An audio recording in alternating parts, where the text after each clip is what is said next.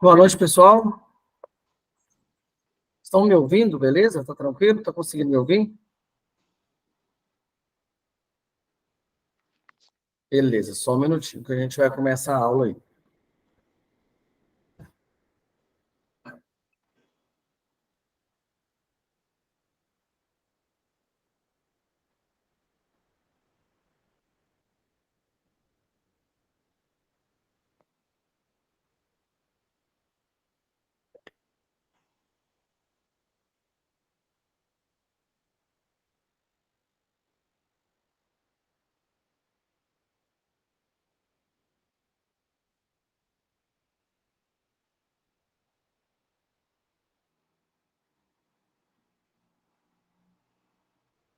Boa noite, professor. O senhor está me ouvindo?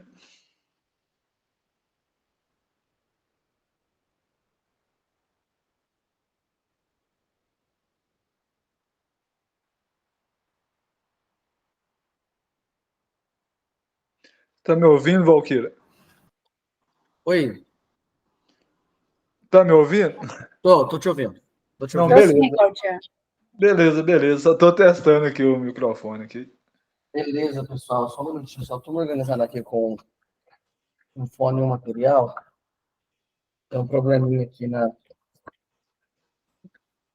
técnica para poder entrar na aula. Estão me ouvindo, né? Sim, eu estou. Estamos sim. Beleza. Só um minutinho, só pronto.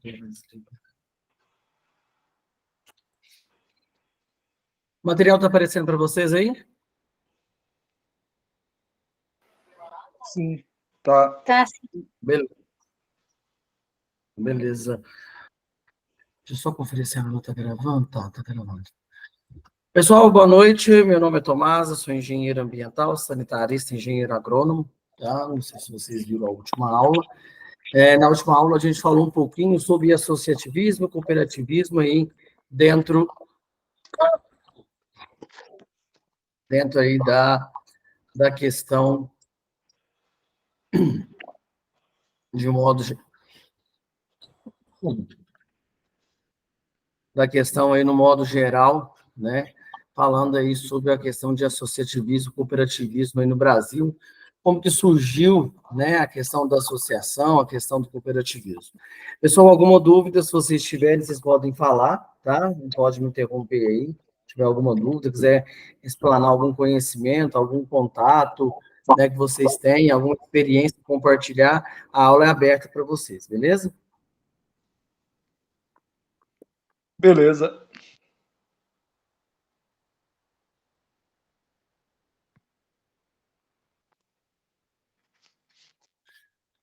Bom,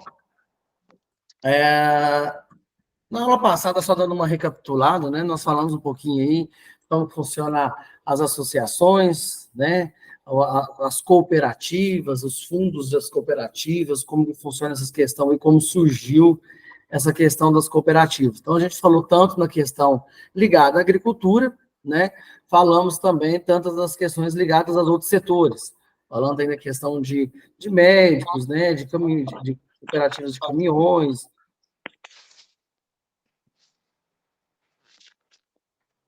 e outras questões. Falou alguma coisa? Não. Bom, a gente falou da questão de como funcionaria a questão do cooperativismo, do associativismo, né? Que fundava aí essas questões. Só pegar um gancho aqui, pessoal, para a gente iniciar a questão de extensão rural, né? Que é mais focada aí dentro da área de vocês.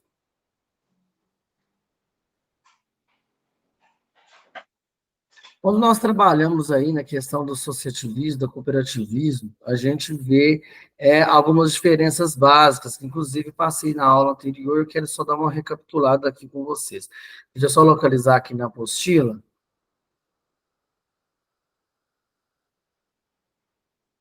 né, quais que são os objetivos principais aí desse processo, né, da associação, do associativismo e do cooperativismo, né?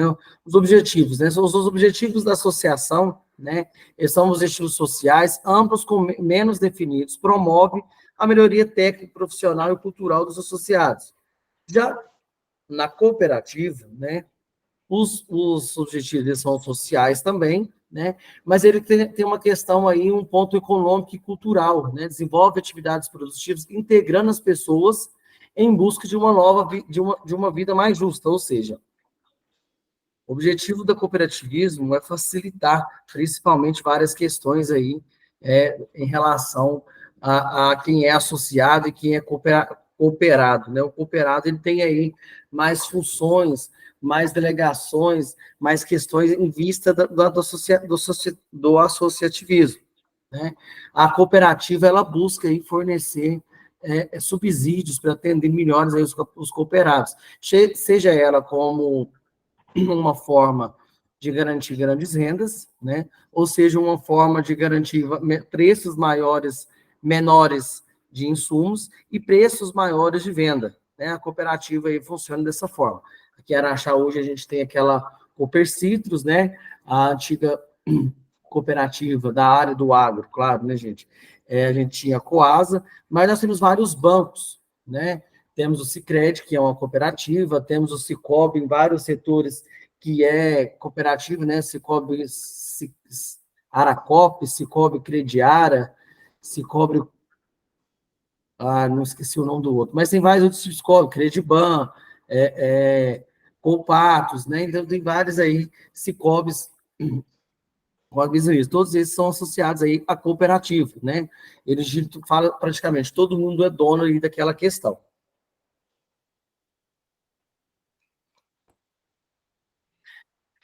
Na associação não possui o capital social, né? O patrimônio é integralmente da associação. Já no processo de cooperativo, possui um capital social. Cada associado é dono de uma parte do patrimônio. É claro que, assim, eles têm voz ativa e tudo mais, a questão das assembleias, né? Mas tem aí a questão da diretoria que vai comandar todo esse processo. No caso de um fim, né, de uma associação, o bem ele é passado para uma outra associação. No caso de uma cooperativa, ele pode ser integralizado às cotas devolvidas para os pessoal, né, para os cooperados, ou ele pode ser vendido também em comum acordo para outra cooperativa, tá? As remunerações dos diretores, né, no caso de cooperativa, eles têm uma remuneração, no caso da associação, eles não são remunerados, né? O destino das sobras, né? Diretamente, os destinos das sobras da associação, ele não pode ser distribuído aos associados, ele tem que ser incorporado aí aos bens, às associações, às festas, eventos, né? Ou até mesmo formulações de bens ou assistencialismo aí dos associados. Já na parte do cooperativismo, ele tem duas funções, dois viés diferentes. Eles podem atender tanto na questão de devolver aquelas sobras no final do ano para os cooperados, ou fazer aí um investimento, né? Um investimento aí maior nessas questões, tá? Essas são as principais diferenças aí da questão do associativismo e do cooperativismo. Vamos descer, pessoal, falar um pouquinho, né? Eu passei os princípios aí do cooperativismo, do associativismo, está aí na apostila que vocês conseguem acompanhar. Logo, eu também estarei disponibilizando aí o nosso próximo trabalho, tá? Se vocês tiverem alguma dúvida do antigo também que estava no portal, já também eu já vou estar passando o outro material, outro exercício de trabalho para vocês aí no portal do Proesc.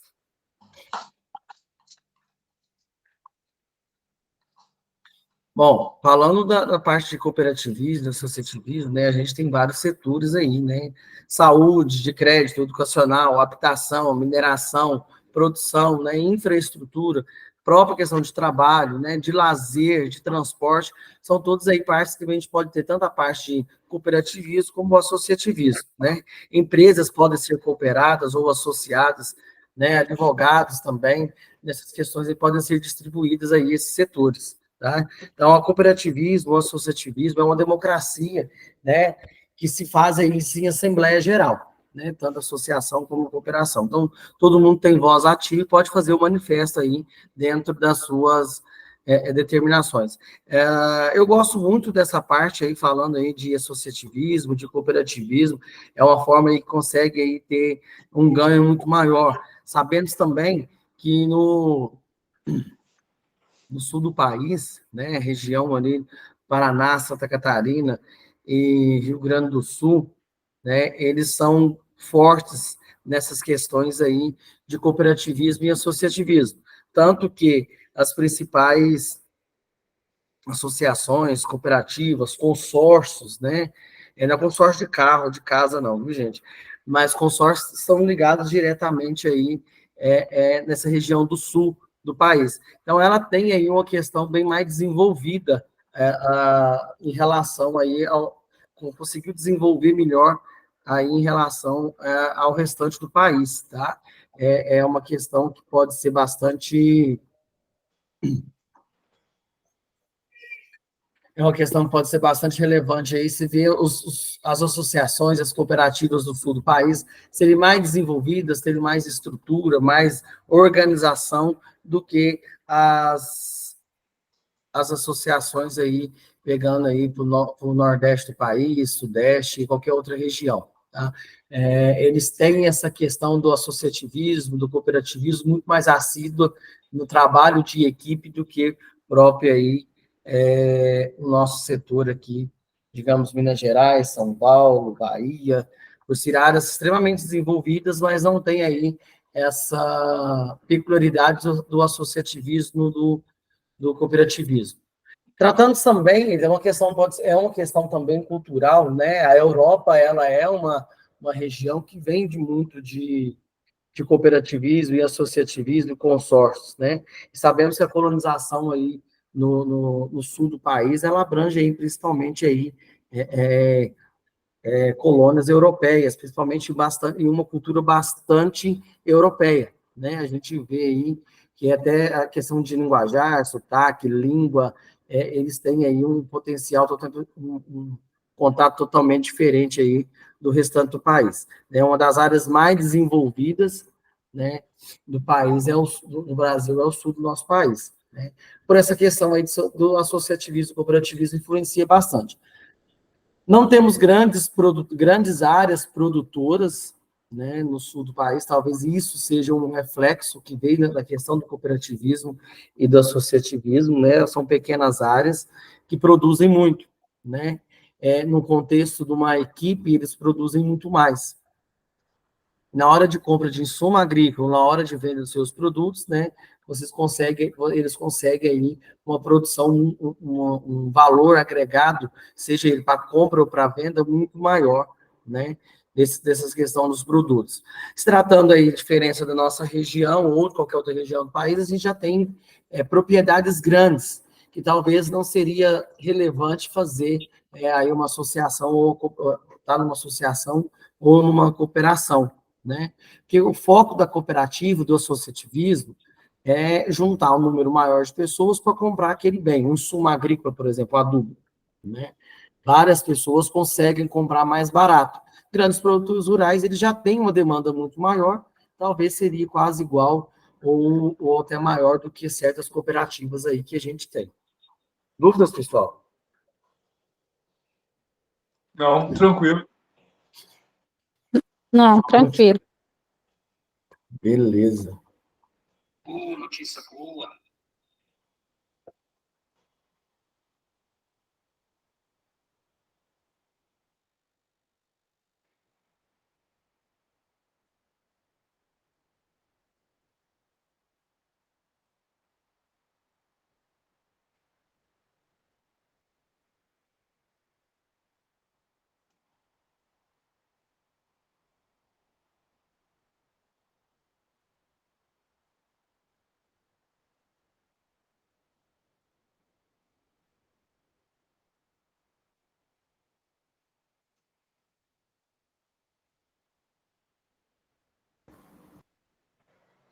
Estava falando aqui, o microfone desligado.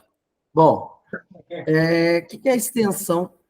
O que é a questão da extensão rural, né?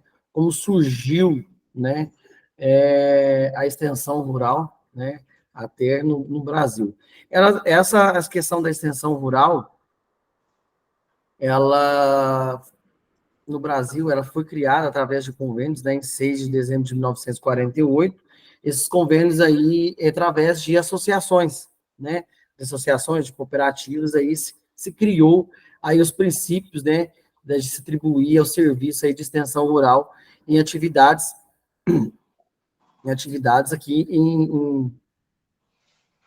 na região de Minas Gerais, né? Principalmente aí na questão, no principal, em torno aí de 1910, foi em Lavras. Sabemos aí que Lavras, né, é uma das maiores faculdades da área do agro do país, uma das melhores e maiores do agro, né? Temos aí a faculdade de agronomia, né, e de Viçosa, gestão agrária aí de Lavras. Oi? Viçosa também é. A UFV. Sim, sim, sim, sim. Meu filho faz É, é... cooperativismo lá. Oi? O meu filho faz cooperativismo lá na UFV. Faz cooperativismo UFB. Sim, a região do sul do país, desculpa, gente, a região do sul de Minas, na questão de ensino, né, nas universidades federais, né, Lavras, Viçosa, Machado, Bambuí, né, temos aí grandes universidades, né, de cunho muito, muito grande e relevantes, porque eram-se universidades rurais, né, eram colégios agrícolas que a questão realmente funcionava, né. Meu pai, ele também estudou nesse colégio, estudou em Lavra, desculpa, estudou em Bambuí e Machado, nessas escolas técnicas, né, antigamente era escola técnica, Cefet, hoje virou IF, né, mas a questão da extensão rural, ela surgiu aí dentro da universidade, né, lá em Lavras, né, nessa universidade, desenvolvido por agrônomos, né, em especial esse professor Benjamin. Que era a questão da extensão rural? É trazer, né, um pouco aí de conhecimento aí para os produtores rurais, levar, porque na maioria se tinha a questão de conhecimento, e a gente sabe aqui que a realidade de sala de aula é completamente diferente da realidade de campo, né? É completamente diferente você ver uma questão dentro aí de sala de aula e levar para campo, né? É a compartilhar essa questão aí de resultados. Cada propriedade tem um foco diferente, cada propriedade tem um tipo de solo diferente, cada produtor tem um maquinário ou uma técnica diferente de lidar aí com aquele tipo de cultura, né? Seja ela de arroz, de milho, feijão, batata, né? Que eram que se desenvolvia aí, desenvolvem nas culturas, né?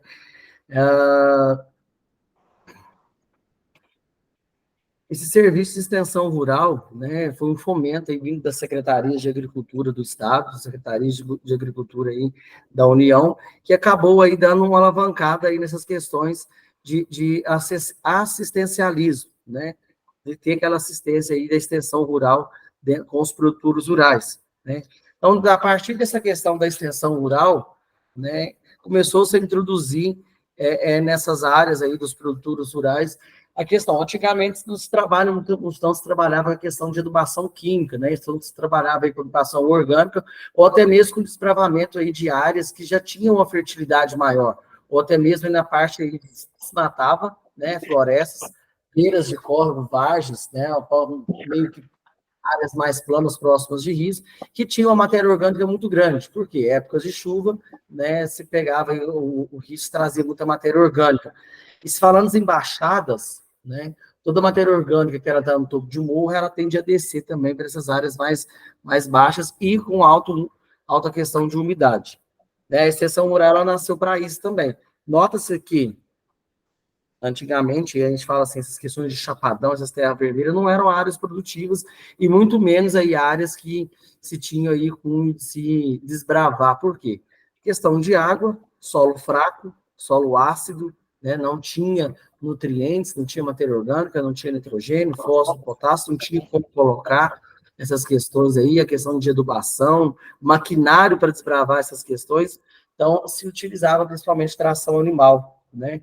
Não, o processo de extensão rural teve essas fases aí de trazer um pouco mais tecnologia, de assistencialismo, de, de profissionalismo aí para a questão dos produtores rurais de modo geral.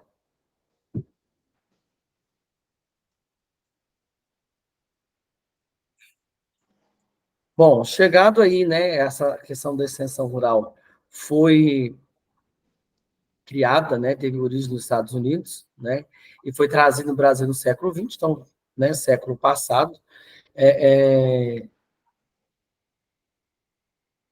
trazendo práticas, né, conhecidas aí no, no norte do país. Mas sabemos que o nosso clima, né, é completamente diferente do clima norte-americano. Sabemos que as estruturas do Brasil, principalmente naquela época, eram estruturas muito arcaicas, digamos assim também. Mas o que, que a gente pode ver, né, principalmente nessas questões? Muito se falava, muito se falava quando se trazia esses exemplos, esses modelos, esses objetivos, objetos, né, objetivos aí de práticas de extensão rural norte-americana do Brasil, notou-se completamente diferente. Por quê? Né, no Brasil, a gente tem um clima diferente, um solo diferente, né? Até a questão do revolvimento de solo. Revolvimento de solo são técnicas aí para descongelar solo, né? Ele foi usado para descongelar solo. No Brasil, a gente faz plantio direto, né? Claro que a gente tem aberturas novas de área, a gente faz desenvolvimento de solo, que é o quê? Passagem de arado, né? Passagem de grade aradora. Hoje a gente tem áreas aí que ficam até 10 anos sem passar uma grade aradora, uma grade ou um arado. Na região dos Estados Unidos, região europeia, né, onde se tem neve e é área produtora, se faz desenvolvimento de solo todo ano. Por quê? Eu preciso compactar aquele solo, descongelar aquele solo, fazer uma aeração e criar micro-organismos, né, para que esteja aí aquele solo produtivo.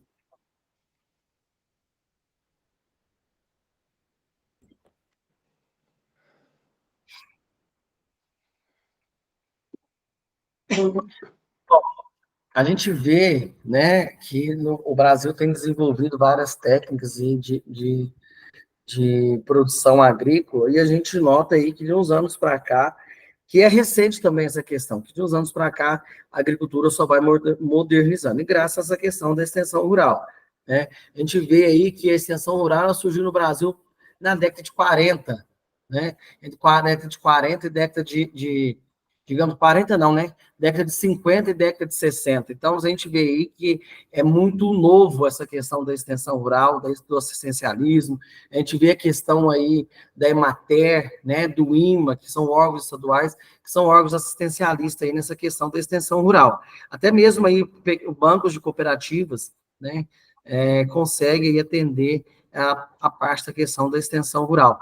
A partir desses bancos de cooperativa, da extensão rural, desses TECs, se consegue aí a questão dos financiamentos da assistência rural, né? A gente vê aí que conseguiu melhorar proporcionalmente aí as condições das famílias que trabalham aí no meio rural no decorrer dos anos, né? Se antes a gente tinha baixa ou quase nenhum tipo de tecnologia, né?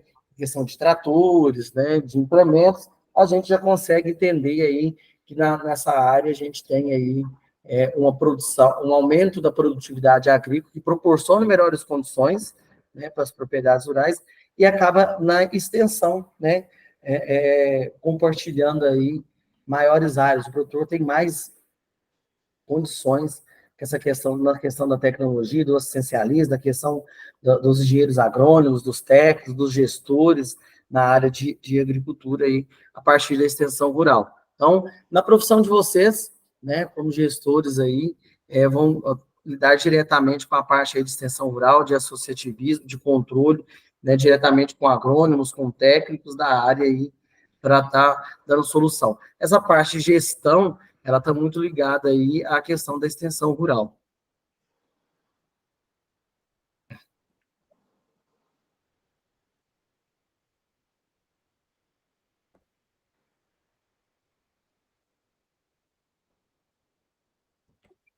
Quando se surgiu o tema, né, o nome extensão rural, o, o público-alvo era, sim, os pequenos produtores, porque o acesso deles era menores. né? O acesso dos produtores, dos pequenos produtores à informação, às lideranças, às tecnologias, aos tipos de fomento, era muito menor do que os grandes produtores. Até porque a questão do acesso à informação, né? A gente vê aí que o acesso à informação de pessoas com poder aquisitivo maior, os grandes produtores, era muito maior do que pequenos produtores aí na questão de acesso à informação.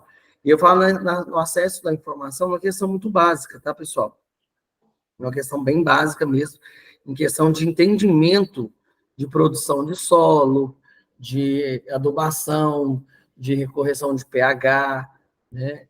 De qual tipo de semente seria propício pelaquela questão, para aquela área, ou para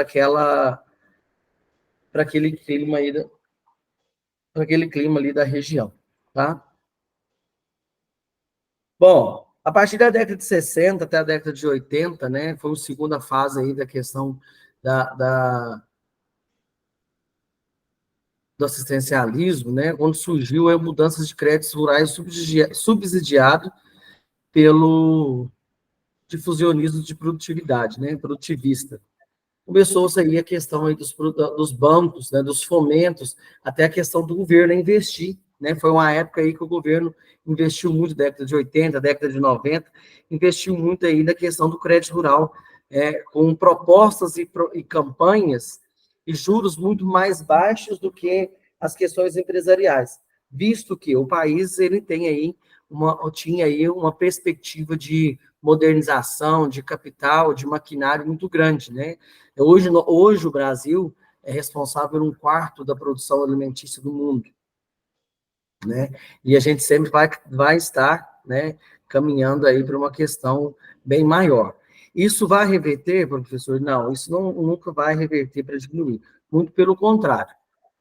Muito pelo contrário. A gente sabe que quanto maior o poder aquisitivo das pessoas, maior o consumo, né? Então, a gente vê que tudo depende aí de uma produtividade, de uma produção.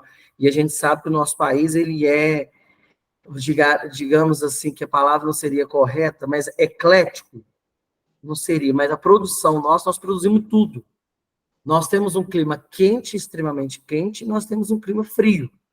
Então, nós temos produções, né, de culturas de frio, nós temos produções de cultura de calor extremo, e nós temos produções de cultura de tropical, né? Então, a gente produz maçã, pera no sul do país, uva, né? A gente consegue produzir banana, citros, né? No sudeste e nordeste, produção de carne praticamente em todo o país, né? Qualidade em laticínios completamente distintas em várias regiões do país, produtividade de ciclo de laticínio em várias questões do país, né? Nós somos o maior exportador de suco de laranja do mundo. Então, a gente vê que essa questão da extensão rural, né, esse assistencialismo, esse programa de assistencialismo para os produtores rurais, para a questão de gestão de produtividade, ela é muito relevante e está sendo relevante até hoje, né? Os investimentos que tiveram na época, pela questão da extensão rural, pela questão do governo, que subsidiou essas questões de amplo atendimento para os produtores rurais, e essas técnicas ainda são utilizadas hoje, né? A gente tem os pequenos produtores com o Pronaf, os médios produtores com o Pronamp, né? Que são técnicas aí subsidiadas aí pelo governo, né? O Fundo Rural, Rural, né? A gente vê aí essas questões que atendem aí a produtividade do mercado, né? Então, essa mentalidade de se ter o assistencialismo, ele aumentou a questão aí de entender as regras, né, do aumento aí da produtividade. A gente teve aquela questão do êxodo rural, né, então esse fomento ele veio para essa questão, voltar a produção, a produtividade do pessoal, voltar para a roça, né, para voltar para as fazendas, para a questão de produtividade. Se todo mundo vai para a cidade e não produz, não tem aí geração de alimento, né? Bom, o que é conhecimento empírico, pessoal? Né, as técnicas de extensão rural observavam muito essas questões de conhecimento empírico. Conhecimento empírico é aquele aí que os produtores conseguem, que as pessoas vão aderindo Só um minutinho, pessoal.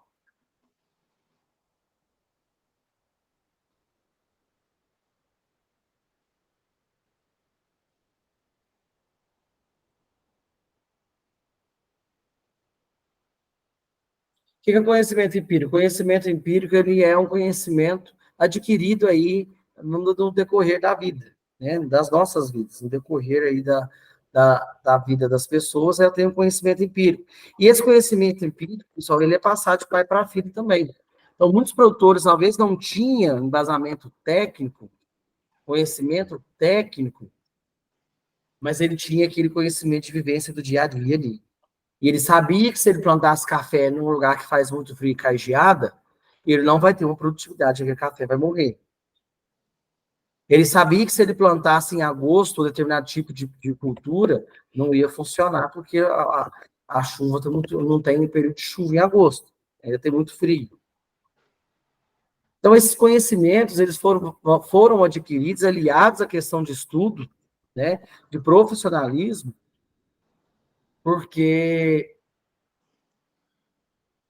como eu falei, cada necessidade, né, cada cultura tem uma necessidade, cada pessoa tem uma cultura diferente, cada tipo de região tem uma conhecimento, tem um clima diferente, um relevo diferente, um solo diferente, um tipo de vegetação diferente, uma produtividade de solo diferente, né? Falar em acidez de solo,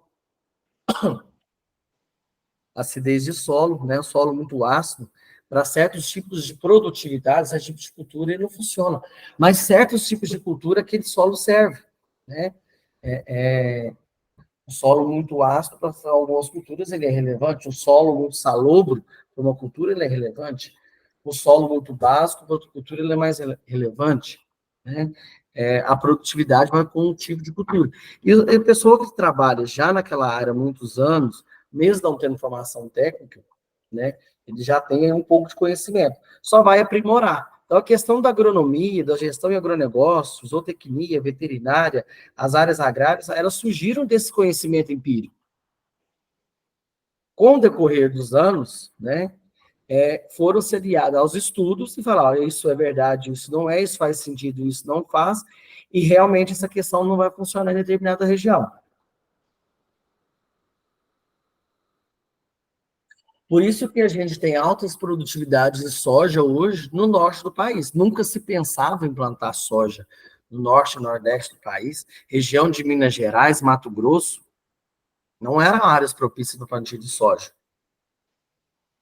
Porque a soja ela vem do norte, né? É uma cultura norte-americana, da questão de frio, da questão de umidade, né? Clima completamente diferente. Mas a intenção era se plantar soja no Brasil, começou no sul. Quando se começou a plantar no sul, falou, gente, a gente tem, o país tem áreas imensas de produtividade, mas eu não consigo produzir soja lá porque a variação genética dela é para a região fria. Então vamos fazer uma adaptação. E isso foi feito, né? Hoje a gente compra sementes de soja. Primeiro ponto, vai plantar onde? Porque ela tem uma variação. A mesma semente de soja que você compra para plantar no Mato Grosso não é a mesma que você compra para plantar no Rio Grande do Sul. Não é a mesma que você compra para plantar em Minas Gerais, não é a mesma que você compra para plantar, né, lá no Pará. Então, a gente tem produção de soja hoje até em Roraima. Então, são áreas extremamente quentes, com incidência solar muito grande. A soja não gosta muito dessa questão de incidência solar, ela é mais tardia, né? Áreas mais frias. E hoje você tem através desse conhecimento empírico, se falou, não, no sul do país dá certo, porque nós temos um clima favorável, propício, né, relevante, parecido com o norte-americano. Mas no norte do país não dá, então vamos trabalhar para a gente plantar lá. Essa é a questão, baseado nessa questão do assistencialismo, né? Nós temos no Brasil hoje, pessoal, a Embrapa, maior empresa, né, de segmento agrícola do mundo, de estudo do segmento agrícola do mundo, né? Empresa de pesquisa agrícola. Ela é 100% brasileira. Então, outros países, como a África, continente, desculpa, outros continentes, como a região ali africana, eles procuram um assistencialismo no Brasil por essa questão. Nós temos aí uma produtividade muito grande que consegue a gente alimentar o mundo, e falo para vocês, nos próximos 50 anos, o Brasil pode gerar uma concorrência de produção alimentícia com a África, porque nós temos aí uma grande, um parentesco, uma parcialidade, um contexto muito parecido de produção, né, de clima, desculpa, de clima da região africana com o Brasil. Né? O clima que tem lá, nós temos aqui, o tipo de solo que tem lá, nós temos aqui. Então, sim, é uma região que pode ser muito desbravada, inclusive se tem investimentos, investidores que buscam essa questão de investimento aí na questão africana, até porque a gente sabe também que é uma das maiores regiões de fome do mundo, né, a região africana, mas falta aí um pouquinho de investimento, de subsídio. Mas sabemos aí que a produção dessa região ela pode ser praticamente o dobro da questão brasileira. E o assistencialismo, a extensão rural, ela mexe aí nessas questões, tá?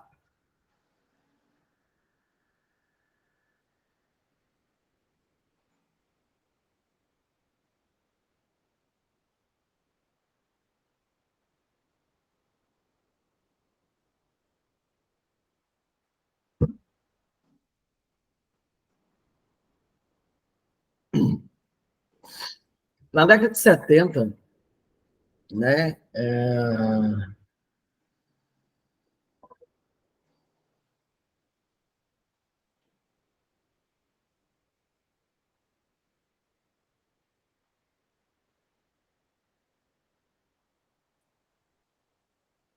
na década de 70, né, se visando a questão dos públicos-alvos na questão da extensão rural, né, atrelaram-se em vários sistemas nacionais, né, as técnicas, né, como eu comentei, a extensão rural, os planos de desenvolvimento econômico.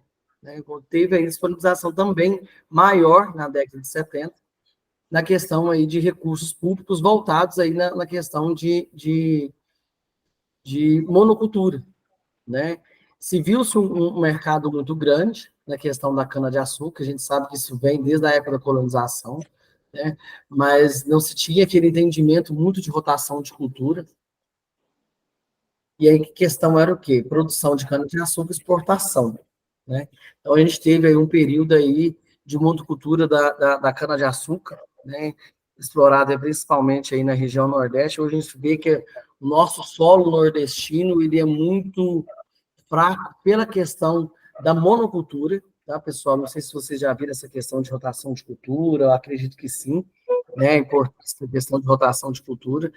E quando deu uma ênfase na questão do valor, né, do açúcar, da cana-de-açúcar, aí no Brasil, se implantou aí a questão das monoculturas, né? E esse entendimento viu que os solos, depois de um certo tempo, os solos ficaram fracos, e não conseguia ir numa autoprodutividade, né?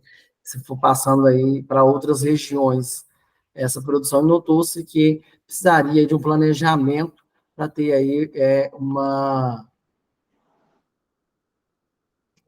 produção melhor, né, dessa monocultura, e viu-se que se não tivesse maior conhecimento, não estaria aí uma produção, e esses créditos aí que foram lançados não dariam resultados satisfatórios para o país.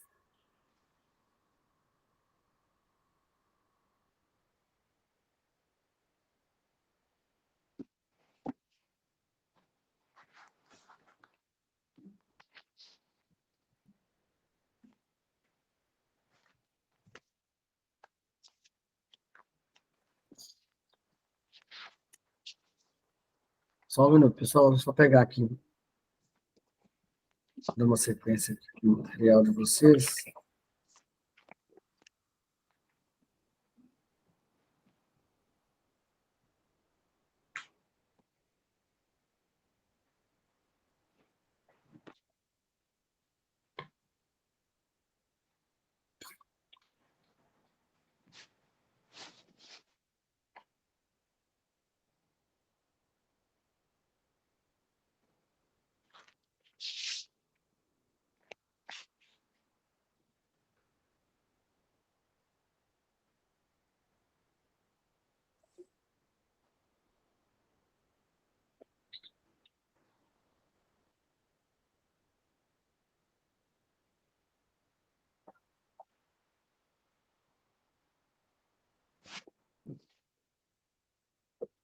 Bom, quando se deu nessa parte da extensão rural, na questão da produtividade, né, nessa questão de gestão, onde vocês vão estar atuando, talvez na parte até mesmo assistencialista, ou até na parte técnica, né, não sei a formação aí de todos, talvez tenha aí um conhecimento na área de agropecuária mais profundo, mais técnico, mas esse conhecimento sobre a extensão rural, né, sobre os tipos de atividade desenvolvida aí que foi no país, ele foi de suma importância aí para a gente chegar nessa base, né, que a gente tem hoje de produção, né, uma das maiores produções agrícolas, principalmente a gente visto aí na nossa região, né, nós temos aí uma produtividade muito grande, uma tecnologia extremamente satisfatória. Nós temos aí várias empresas que, que é um reflexo dessa questão do assistencialismo, pessoal. Nós temos várias empresas produtoras aí, principalmente batata, HF, né? Não sei se vocês viram a questão de HF, mas HF engloba aí batata, alho, cebola, cenoura, beterraba, né? E a gente vê aí que a nossa região está extremamente produtora, extremamente produtiva. Visto o que levou a essas questões? A questão da assistência rural, né?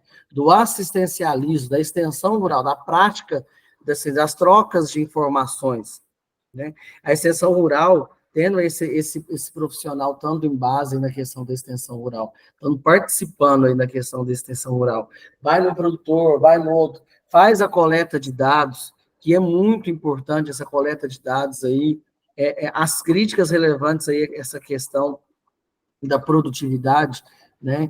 Então, o conhecimento empírico, né, que a gente falou, acaba que leva informações, né, o gestor, ele faz esse atendimento em várias propriedades e leva essas informações coleta esses dados e consegue fazer um levantamento aí de informações de uma propriedade para outra.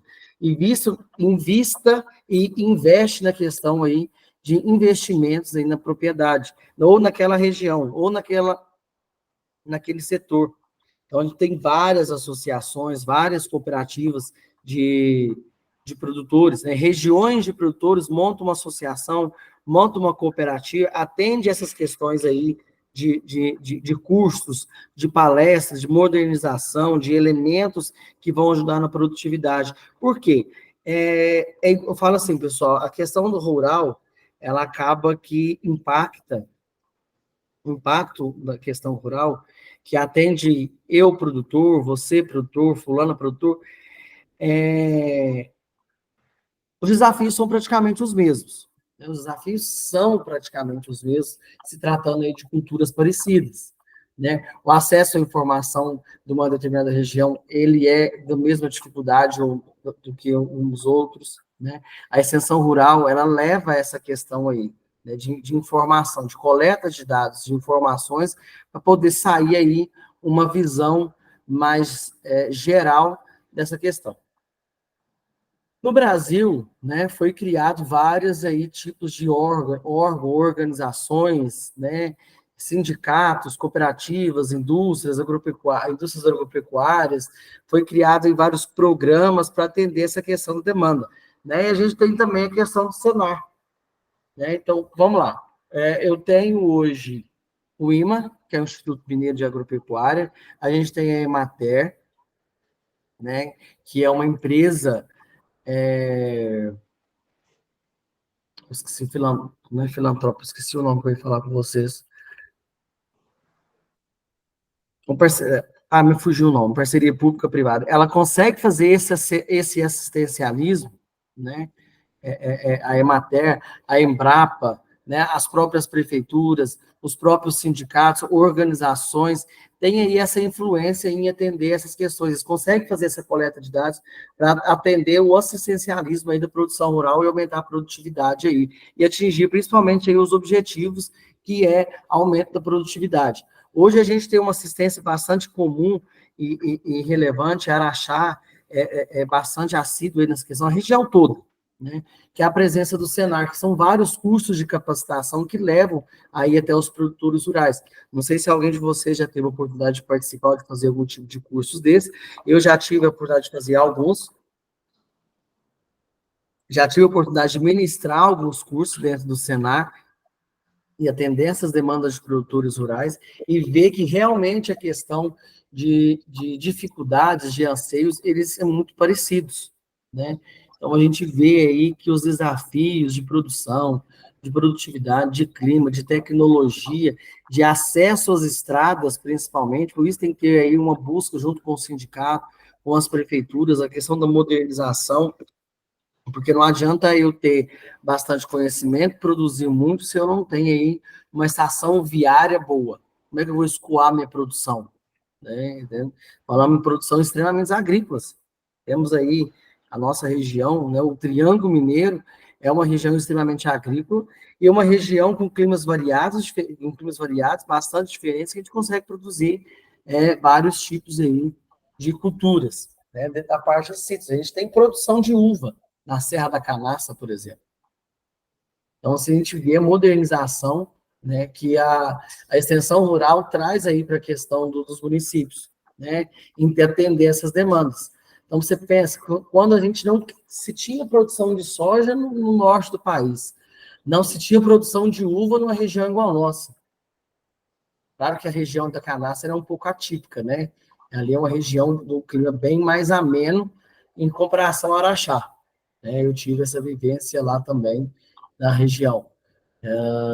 Nós temos próximo hoje, que levou essa questão do assistencialismo, que cresceu, que eu descobri quando eu fui morar nessa região, uma cidade a 150 quilômetros de Araxá, que é Deofilópolis, né, uma das primeiras cidades do sul de Minas, divisa aqui com Sacramento, onde tem a represa de Peixoto, para baixo da represa de Furnas, segundo maior produtor de banana do estado, maior produtor de soja do sudoeste de Minas. Um dos melhores queijos, né, estão ali na região da Canastra. Aí você fala assim, a produtividade, a extensão rural, como que ela influenciou? Como que chegou? Através de estudos, de conhecimento. Você fala, nossa, essa região ela é propícia para essa questão. O que se procura na produção, por exemplo, de banana? Solos férteis, latinha, que é tudo baixada, água para irrigação. Dos maiores reservatórios de Minas Gerais é o reservatório de Peixoto e do Lago de Furnas, que são dois reservatórios diferentes. Clima, escoar a produção. Né? Então, ali no centro da região de Deofilópolis, ela consegue atender rapidamente São Paulo e Belo Horizonte. Hoje, uma das maiores, a maior parte da produção, né, de qualidade que tem lá nessa cidade, né, além do turismo, né, talvez vocês conheçam lá pela questão do turismo, a exportação, a banana de Deofilópolis, né, a produção de lá, ela é praticamente 80% exportada fora do país, Reino Unido, Dubai, né, e Estados Unidos e alguns países da Europa, principalmente os países mais quentes. Pessoal, deixa eu só atender a Ana aqui, que ela está me mandando.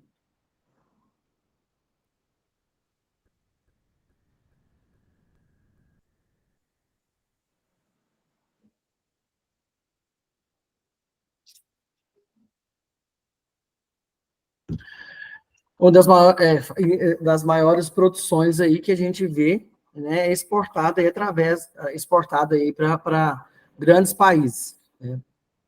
Você vê aí que através da extensão rural, dessa produção, dessa troca de informações, dessa troca de tecnologia, dessa influência, desse conhecimento empírico e dos desbravadores, né, que a gente pensa como que a pessoa surgiu esse interesse de se plantar esse tipo de produção, uva na canastra, sendo que uva só dá em lugar muito frio. Teve-se um estudo, uma variação genética, não, eu quero produzir soja no norte. Eu quero produzir morango aqui em Minas Gerais. A questão do assistencialismo, da extensão rural, pessoal, a gente fala, antigamente se falava assim, eu não vou plantar milho porque aquela terra não dá milho. Gente, não é essa terra não dá milho, aí é aquela questão, tudo que se planta, colhe. Mas, espera aí, o solo ele tem que estar propício. Eu tenho que corrigir a acidez. Esse conhecimento vem através de quê? O produtor falou, esse conhecimento vem o seguinte, olha, aqui não consigo plantar mais milho. Não dá produtividade boa. Tá? Análise de solo. O que está faltando? A acidez está alta? O que está faltando? Nitrogênio, fósforo, potássio? O clima não é favorável? Está faltando, está plantando na época errada? Isso tudo vem com o conhecimento empírico, com o associativismo, com o cooperativismo, se junta ali numa questão de informação e estudo. E fala, para essa região, para esse tipo de solo, nós vamos trabalhar com essa determinada função. A agricultura familiar começa nessa questão. O associativismo, o cooperativismo, né, a extensão rural, a questão da integralidade, da integração do agrônomo com o produtor rural. Até hoje eu falo isso quando a gente chega em produtores rurais e dá aquele diagnóstico, ele vai te falar, não, mas aqui para mim desse jeito não vai funcionar, porque essa terra funciona dessa forma. Opa, peraí, não é porque eu estudei, que eu tenho esse vasto conhecimento, que eu tenho que falar, não, vamos fazer esse, não, ele tem o conhecimento, ele está ali há 40 anos. Então, através daquela informação, a busca de informação, de conhecimento daquela região, ele vai te passar, então, peraí, nós vamos lidar com essa área totalmente diferente. A extensão rural, ela veio para isso, para fazer essa questão do manifesto de entendimento, né? Os cursos, né, do Senar, os cursos da Emater, os cursos que você tem aí pela Embrapa, tá? Se vocês quiserem entender e conhecer um pouco mais também, a Embrapa, ela tem vários cursos aí no site que são gratuitos, que a gente consegue fazer na área de extensão rural também, na área de assistencialismo, de cooperativismo, a gente tem bastantes aí conhecimento, a Embrapa fornece esse conhecimento para vocês. São cursos gratuitos, são cursos rápidos, tem cursos de 4, 5, 8 horas, tem curso de 6 meses, 3 meses, 2 meses, e é bastante interessante. Eu falo que essa questão de conhecimento, pessoal, é bastante interessante a gente focar e ter esse interesse. Né? Surgiu algum curso, conhecimento do curso, você tem uma horinha para fazer, faz esse curso porque ele é bastante relevante para vocês. Talvez não é nem da área que vocês têm interesse em trabalhar ou em conhecimento. Mas, às vezes, para entrar numa área, você está numa região, né, e fala assim, gente, eu estou numa uma demanda, a pessoa chega com uma demanda e você fala assim, ixa, eu não sei falar nada disso. Mas a outra pessoa fala, não, eu não tenho conhecimento nenhum, mas eu fiz um curso e eu lembro que vocês falaram isso e aquilo. Mas eu não tenho, você já sai ganhando naquela questão de conhecimento, de troca de informações, o seu núcleo ele começa a mudar ali dentro. A informação, ela começa a chegar com você de modo diferente. Não é uma área que eu tenho vontade de atuar, mas é uma área que você pode ter conhecimento, porque ela pode te levar à gestão de informações. Né? Você chega, talvez através desse conhecimento que você não tem, você consegue entrar numa área que você tem bastante ou vasto conhecimento. Né? Ou a pessoa começa a te olhar com olhos diferentes. Então, a questão do assistencialismo é isso. A questão do assistencialismo é essa questão aí. A gente vê esse conhecimento bastante relevante aí, quando você tem essa troca de informações. Você que sabe. Pessoal, alguma dúvida? Não, tranquilo. Até agora, tranquilo. Até agora tá tranquilo. Vocês querem fazer algum comentário, alguma questão? Estão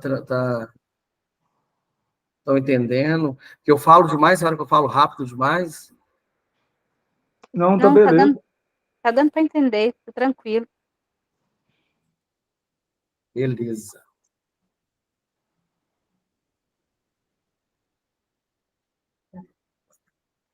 Só um minutinho, só pegar uma água aqui, que eu acho que eu falei demais.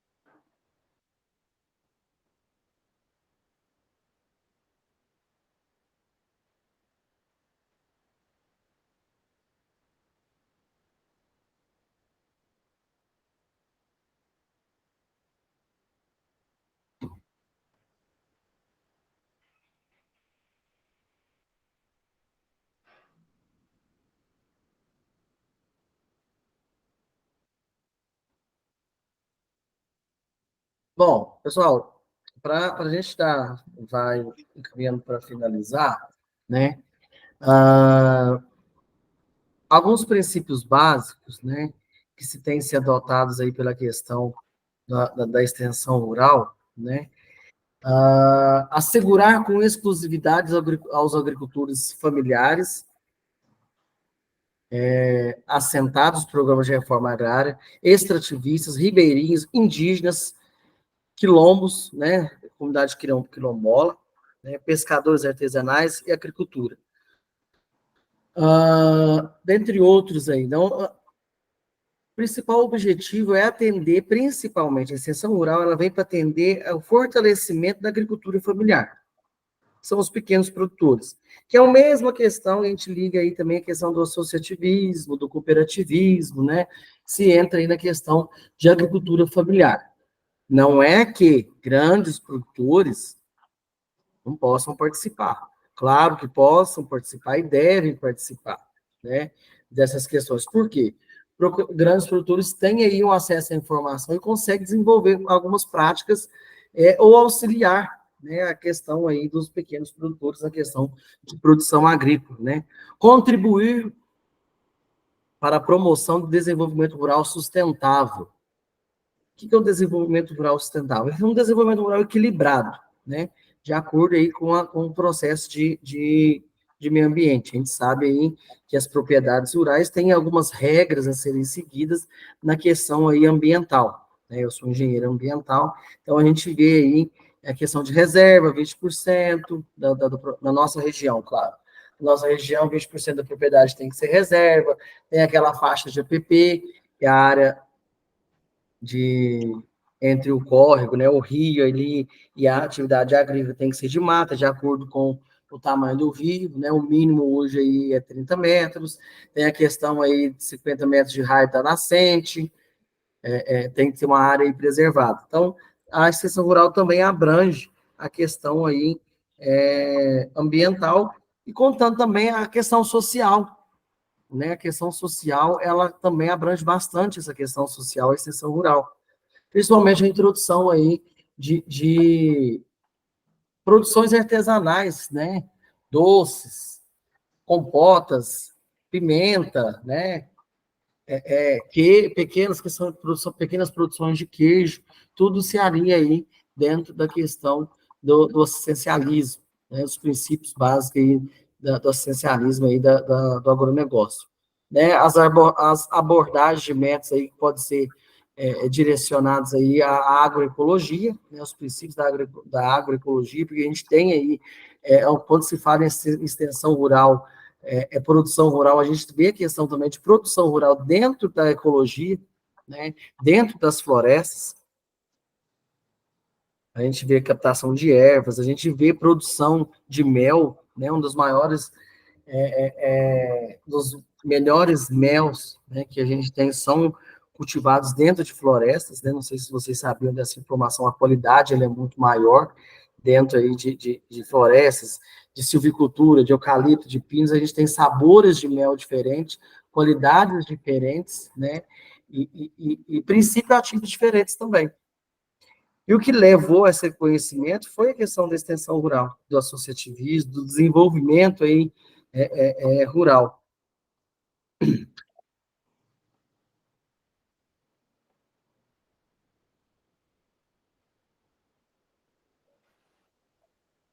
Bom, as diretrizes relacionadas aí pela questão, né, vou citar algumas aí para a gente finalizar, apoiar as ações múltiplas e articuladas da assistência técnica e extensão rural, que viabilizem o desenvolvimento econômico, equitativo e solidário nas comunidades e territórios rurais, levando em conta a dimensão ambiental. Né? A extensão rural, ela vem muito a questão do subsistência e... Me fugiu o nome, pessoal. De subsistência e sustentabilidade, né? Garantir a oferta permanente e contínua do serviço de assistência, né? Que seja presente e atuante nas regiões rurais do Brasil. A gente vê que a gente tem que garantir a permanência desse serviço. Não adianta eu começar um serviço de extensão rural, um sindicato começar esse serviço e não dar continuidade, né? Chover no molhado. Tem que começar essas diretrizes, e dar sequência.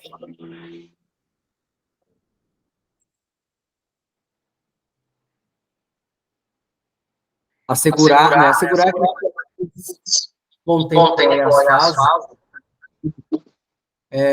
de produção e observando a conferência da cadeia produtiva, aquilo que eu falei. Cada setor é uma forma, né? Cada peculiaridade, cada produção é diferente.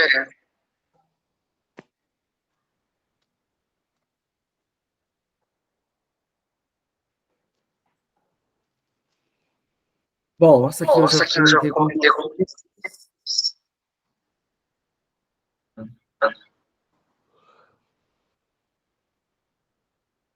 Tá, outra diretriz muito bacana, extensão rural, né? Desenvolver atividades que vão aí a conservação de recursos naturais. É aquela que eu comentei. A gente tem que ter as normas da legislação brasileira, né? O novo Código Florestal de 2012, fala aí das diretrizes aí, questão do agroecossistema. Então, se a legislação que eu tenho que fazer o plantio naquela área e tem que conservar 30% de IPP, eu tenho que 30 metros, eu tenho que preservar 50 metros de raio, a extensão rural é focada também na questão da produção com sustentabilidade. Ela não vai ultrapassar a questão da legislação. Isso é uma questão que sobrepõe a questão de legislação. Claro.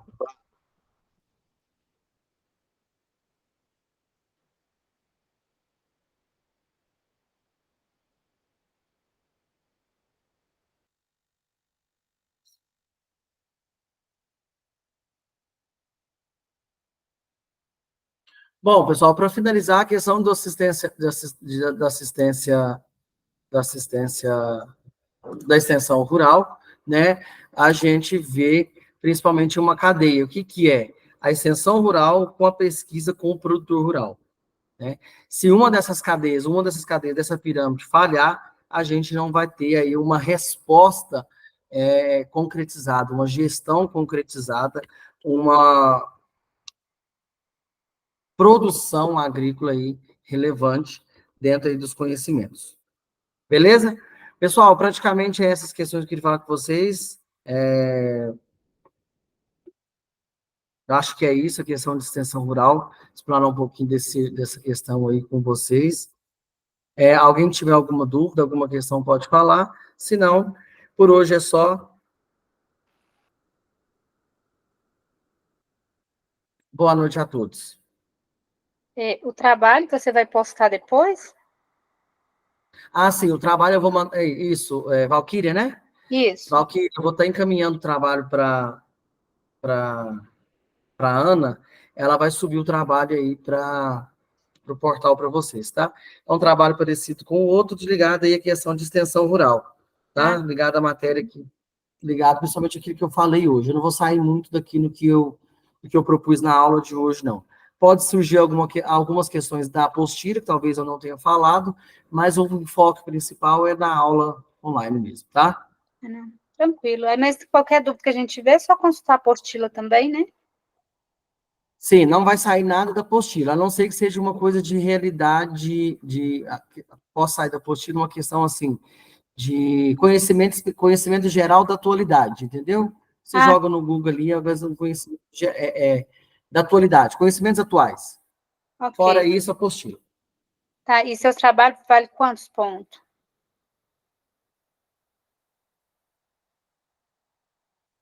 Agora você me pegou certinho, porque essa questão de valores é estipulado pela universidade, pela técnica. Os valores, se eu não me engano, é 2 a prova 7. Ah, tá. Ok. Então, Valquíria, Essa aqui Oi? Eu acho que deve ser bom matérias mesmo. Tá, eu não consegui te entender. Eu acho que deva ser igual às outras matérias mesmo. Os trabalhos valem 4 e a prova 6. E eu falei 7, 6, isso mesmo. Acredite dessa forma. Os trabalhos valem 4, 2, cada um vale 2 e a prova vale 6. Ah, tá bom, então. Não deve fugir, não. Tá? Deve manter. É porque essa parte aí a Ana não me passou se iria manter de acordo com as outras aulas que eu dou presencial. Mas acredito que não deve mudar, não. Não deve mudar, não. Não, acredito que não. Então tá bom. Então, obrigada, boa noite, bom fim de semana. Obrigado, boa noite, Valquíria. Bom fim de semana para você também. Boa noite para vocês. Boa noite, até mais. Até mais.